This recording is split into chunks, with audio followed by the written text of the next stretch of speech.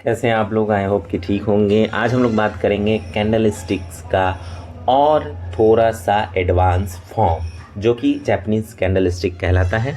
और ये जापान ने ही, जो जापान के लोग थे 13वीं शताब्दी 17वीं शताब्दी में, उन लोगों ने जो है इसको नाम दिया था 13 से 17वीं शताब्दी के बीच में। ठीक है, तो बेसिकली वहाँ से स्टार्ट होता है जापानीज़ कैंडल स्टिक का हिस्ट्री। ठीक, अगर आप बहुत ही गहराई से पढ़ना चाहते हैं तो आप स्टीव निसन की एक किताब आती है जापानीज़ कैंडल स्टिक, उसमें थोड़ा गहराई से दिया हुआ है। इसमें जो भी कैंडल्स आपको दिख रहे हैं स्क्रीन के ऊपर, उसके नीचे उसका नाम भी लिखा हुआ है, लेकिन आपको नाम से उनको याद नहीं करना है, मैं यही सजेस्ट करूँगा। और मैं ये भी नहीं कहूँगा कि आप जाके वो किताब पढ़ें। अगर आप सही में शेयर मार्केट में अच्छा करना चाहते हैं, ग्रो करना चाहते हैं, प्रॉफिटेबल होना चाहते हैं, क्योंकि जब आप वो किताब पढ़ेंगे, आप अगर हिस्ट्री जानना चाहते हैं तो पढ़िए, लेकिन आप जब वो किताब पढ़ेंगे, जब आप कैंडल्स को पढ़ेंगे, तो आप सिर्फ कैंडल बेस्ड ही ट्रेड करना स्टार्ट कर देंगे और ऐसे में आप लॉस करेंगे, क्योंकि कैंडल ही सिर्फ नहीं है और वहाँ पे कैंडल्स की ही बात हुई है, स्ट्रक्चर की बात हुई नहीं है। तो आप उस किताब को पढ़ के सिर्फ ये जान पाएंगे कि कैंडल आगे कौन से कैंडल को फॉर्मेशन दे सकता है, इससे ज़्यादा कुछ नहीं जान पाएंगे। ठीक है, लेकिन बिहेवियर जो कि कोर है, जो एज दिलाएगा आपको मार्केट के अंदर, वो आप नहीं समझ पाएंगे उस किताब को पढ़ने के बाद। मेरा जो पर्सनल एक्सपीरियंस है, क्योंकि मैंने उस किताब को पढ़ा है शुरू में। ठीक है, खैर, तो जो मैं आपको बता रहा हूँ वो समझिए, बहुत ही इंपॉर्टेंट है। ठीक है, चलिए पहले बात करते हैं हम लोग हैंगिंग मैन की। आप देख रहे हैं ये जो कैंडल है, ये हैंगिंग मैन कहलाता है। इसके अगल बगल आप एक बुलिश कैंडल देख रहे हैं और एक बेयरिश कैंडल देख रहे हैं। आपको इसमें बिहेवियर समझना है इस कैंडल का।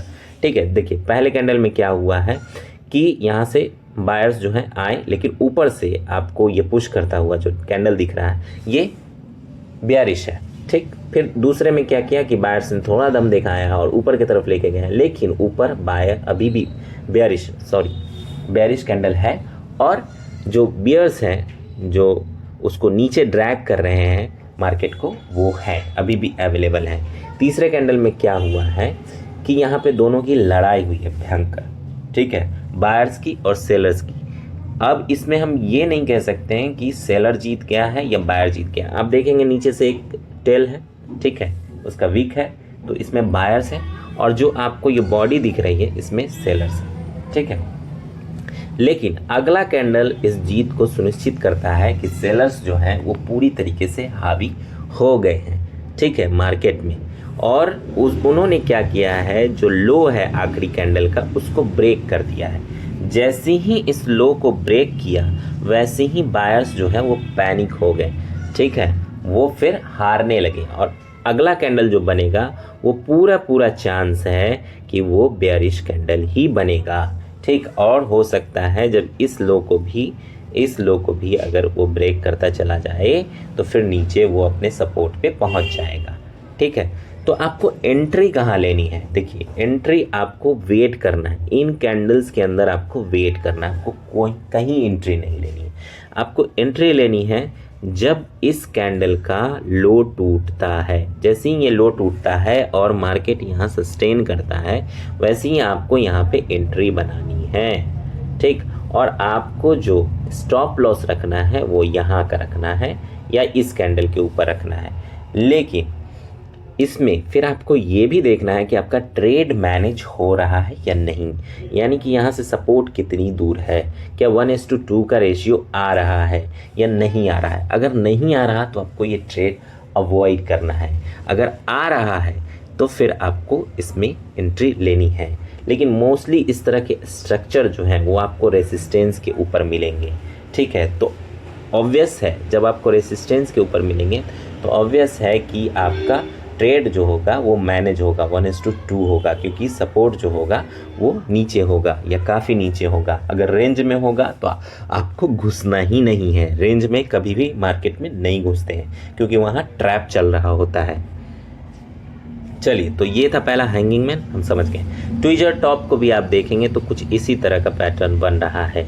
इसमें आप देखेंगे तो बायर्स पहले मजबूत है लेकिन सेलर्स हैं, फिर बायर्स हैं, फिर सेलर्स अभी भी मौजूद हैं, फिर बायर्स हैं, यानी पूरी तरीके से ना बायर जा रहे हैं मार्केट से, ना सेलर्स जा रहे हैं। और लेकिन आप इस कैंडल को देखेंगे तो इसमें पूरे के पूरे सेलर्स हैं, ठीक है, यानी कि सेलर्स ने पूरी तरीके से धकेल दिया है बायर्स को। जैसे ही ये हुआ और इसका लो टूटा, ठीक है, यानी बायर्स वाला जो कैंडल था उसका लो टूटा, आपको यहाँ एंट्री बनानी है, सेल एसएल ऊपर रखना है और टारगेट आपको 1:2 या 1:3 जैसा भी आपको लगे ट्रेलिंग करके आप आगे बढ़ सकते हैं। ठीक, तो ये है बिहेवियर। आपको कैंडल्स के नाम याद नहीं रखने हैं, मैं यही कहूँगा। बाकी आपकी मर्जी, आप याद करना चाहे याद कर सकते हैं, लेकिन पहचानना मार्केट में वो भी विद इन सेकेंड बड़ा मुश्किल होता है। लेकिन बिहेवियर अगर आप एक बार समझ जाते हैं कैंडल्स का तो फिर आपको कोई मुश्किल नहीं होती। इसी तरह शूटिंग स्टार भी आप देख सकते हैं कि पूरी तरीके से कब्जा किया बायर्स ने, लेकिन फिर सेलर्स भी आए उतनी ही ताकत से और फिर इनका जब जैसे ही लो टूटा वैसे ही आपका एंट्री हुआ। ठीक है, सेम इसी तरह डार्क क्लाउड कवर, इसमें 2 कैंडल आप देख रहे हैं कि बायर्स ने दम लगाया लेकिन फिर सेलर्स ने यहाँ से रेसिस्ट किया और फिर नीचे लेके आ गए। जैसे ही इसका लो टूटा फिर आपका यहाँ पे एंट्री। ठीक है, लेकिन अगर आपका एसएल बड़ा है और टारगेट छोटा है तो आपको नहीं जाना है ऐसे ट्रेड के अंदर। ठीक है, अवॉइड करना है। नो ट्रेड भी एक ट्रेड होता है, याद रखिए। सेम इसी तरह अगर हम बेयरिश इनगल्फिंग की बात करेंगे तो इसमें क्या हुआ कि पूरी तरीके से इस कैंडल को ये छा गए, ये तोड़ गया। ठीक है, और फिर जैसे ही इसने तोड़ा इसका जो लो पॉइंट था उसको भी ब्रेक कर दिया, तो फिर आप इसमें एक कैंडल का एसएल लेके अब टारगेट ले सकते हैं। ठीक है, बेयरिश इनगल्फिंग। ठीक, चलिए इसी तरह आप देखेंगे श्रिंकिंग कैंडल्स। तो श्रिंकिंग कैंडल्स बहुत ही मज़ेदार है। इसमें आप देख रहे हैं कि बायर्स अपना ताकत खो रहा है। पहले तो बहुत ताकत से आए लेकिन फिर यहाँ पे छोटा उससे कैंडल बना, फिर उससे छोटा। इसका फ़ायदा उठाते हुए बेयरिश कैंडल एक बना और सेलर्स ने सीधे मार्केट को नीचे धकेल दिया। ऐसे में आप इस कैंडल का हाई जो है वो एसएल ले सकते हैं और यहाँ एंट्री कर सकते हैं जैसे ही इसका लो टूटता है। ठीक है, लेकिन आपको होशियार रहना है, हर बार कैंडल्स के स्ट्रेंथ और वीकनेस को देखना है। ठीक, खैर, और ये भी देखना है कि सपोर्ट रेसिस्टेंस कहाँ है, वो सब हम आगे बात करेंगे। ठीक है, कि सपोर्ट क्या होता है, रेसिस्टेंस क्या होता है, ठीक, कैसे उसको ड्रॉ करते हैं वो भी देखा है। सेम इवनिंग स्टार भी वैसा ही है। ठीक है, सेम उसी तरह इवनिंग स्टार है। इवनिंग स्टार में भी आप देख रहे हैं कि स्ट्रेंथ धीरे धीरे जो है श्रिंक हो रहा है, कम हो रहा है बायर्स का, और सेलर्स जो है यहाँ से धीरे धीरे डोमिनेट कर रहे हैं। ठीक है, तो जैसे ही इस लो को ब्रेक करता है आपको एंट्री बना लेना है या बना सकते हैं आपके। सेम ग्रेव स्टोन है, ग्रेव स्टोन कैंडल को अभी आप पहचान लीजिए। ठीक, और यहाँ पे आपको साफ दिख रहा है कि सेलर्स ने इसको नीचे धक्का दे दिया है। भले ही बायर्स जो थे वो थोड़े मजबूत दिख रहे थे इस कैंडल के अंदर, लेकिन याद रखिए कि बायर्स हमेशा बाय जो है आपको सपोर्ट पे करना है, ठीक, या पुल बैक पे करना है, और जो आपको सेल साइड का बाय जो है वो हमेशा रेसिस्टेंस पे करना है या पुल बैक पे करना है। बीच में एंट्री नहीं लेनी है। अगर आप इस तरह से एंट्री लेते हैं, और रेंज में तो बिल्कुल नहीं घुसना है, बाकी ट्रेंड की भी हम बात करेंगे। अगर आप बीच में एंट्री लेते हैं आप मोस्ट प्रोबेबली आप लॉस करेंगे, आप माइनस में जाएंगे। ठीक है, तो यही है 3 ब्लैक क्रो, ये आप पढ़ेंगे स्टीव निशन के इसमें किताब में है। लेकिन इसमें आप देखिए कि स्ट्रेंथ बढ़ रहा है। आप हर कैंडल में देख रहे हैं कि एक कैंडल बड़ा हो रहा है और आगे जाके छोटा भी हो रहा है, लेकिन इसका लो पहले ही टूट चुका है और सपोर्ट पे पहुंचने वाला है। तो हम कहाँ पे बनाएंगे एंट्री, यहाँ पे बनाएंगे, और सपोर्ट जहाँ होगा वहाँ तक का टारगेट रखेंगे। ठीक है, ये बिल्कुल देखिए इस तरह का आप ट्रेड करेंगे और पर डे 2 ट्रेड करेंगे, 1 से 2, ज़्यादा ट्रेड नहीं करना है। मल्टीपल ट्रेड आपको ब्रोकरेज चार्ज भी लगाएगा, और अगर आप लॉस में गए तो वो भी एक बर्डन आपके ऊपर बढ़ जाएगा। तो ओवरऑल देखेंगे तो आप बहुत ज़्यादा लॉस करके बैठ जाएंगे मल्टीपल ट्रेड में। जो आपने प्रॉफिट किया होगा वो भी लॉस हो जाएगा, नहीं करना है। ठीक है, आपको एक दिन में डिसिप्लिन के तहत 2 ही ट्रेड करने हैं, मेरा सजेशन, बाकी आपकी अपनी मर्जी।